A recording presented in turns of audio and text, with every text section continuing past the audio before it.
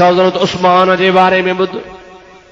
नबी करीम अलैहिस्सलाम जी ज़ात बाबरकात खां शेर खुदा पुछो आ अली मुर्तज़ा रज़ी अल्लाह ताला अन्हु, या रसूल अल्लाह, तव्हां बि चओ या रसूल अल्लाह ज़ोर सां, या रसूल अल्लाह मूंखे ॿुधायो क़यामत जे ॾिहाड़े सभिनी खां अव्वल कंहिंजो हिसाब थींदो? समझो था अलाए न? पाण फरमाइनि था क़यामत जे ॾिहाड़े सभिनी खां अव्वल हिसाब किताब हज़रत अबू बकर सां थींदो। कंहिंसां थींदो? पोइ सही हिसाब किताब खां पोइ छा नतीजो निकिरंदो?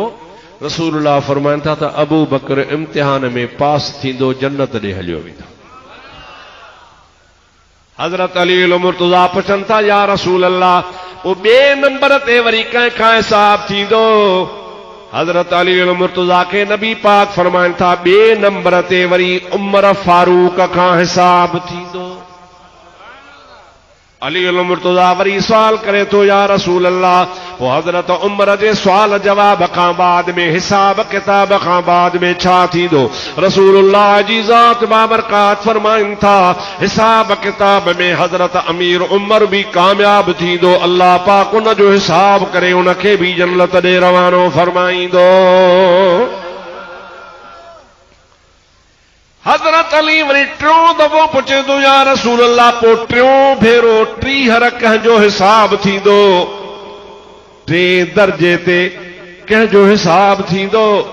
नबी पाक जी ज़ात बाबरकात फरमाइनि था अली तुंहिंजो हिसाब थींदो। सभई चओ सुभान अल्लाह। कंहिंजो हिसाब थींदो? तुंहिंजो। हज़रत अली ॾकी विया, साईं साईं मूंखे ॿुधायो मुंहिंजे हिसाब किताब जो कहिड़ो हाल हूंदो? पाण फरमाइनि था घबराए न अली, तूं भी कामयाब थींदे, हिसाब किताब खां पोइ तुंहिंजे लाइ बि जन्नत जो दरवाज़ो खुली वेंदो। जॾहिं तसल्ली थी अली साईं खे पघर अची विया हा, हाणे तसल्ली थी वई। तसल्ली खां पोइ पुछे थो साईं ऐं न उस्मान, उस्मान काॾे वियो?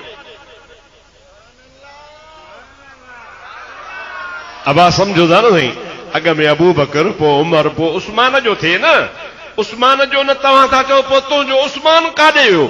रसूलुल्लाह जी ज़ात बाबरकात फरमाइनि था प्यारा अली उस्मान हयावदारा, मां उन जे पारां अल्लाह पाक खां दुआ घुरी आहे या इलाहुल आलमीन उमर हज़रत उस्मान हिसाब किताब लाइ तुंहिंजे आॾो ईंदो त लॼी थींदो, शर्म वारो आहे, इन जे करे उस्मान खां हिसाब ई न वठजांइ। ओ मुंहिंजा प्यारा अली क़यामत जे ॾियारे उस्मान सां हिसाब ई कोन थींदो। सभई चओ सुभान अल्लाह। या अल्लाह से वरी मुंहिंजे करे रियायत कई आहे जो मूं ख़ुदा खे अर्ज़ु कयो त साईं लॼादार आहे, हयादार आहे, शर्म वारो आहे, मलाइकनि खां बि हया कंदो आहे, हिन सॼी ज़िंदगी में पंहिंजी बि उघड़ कान ॾिठी आहे। यार अल्लाह साईं इन्ही मुंहिंजे उस्मान खे इन्ही हिसाब किताब वारे बीहण खां पाण खां बचाइजां, छाजे करे त शर्मिंदो थींदो। अल्लाह से फरमायो त मुंहिंजा हबीब तुंहिंजी दुआ क़बूल थो फरमाइजांइ।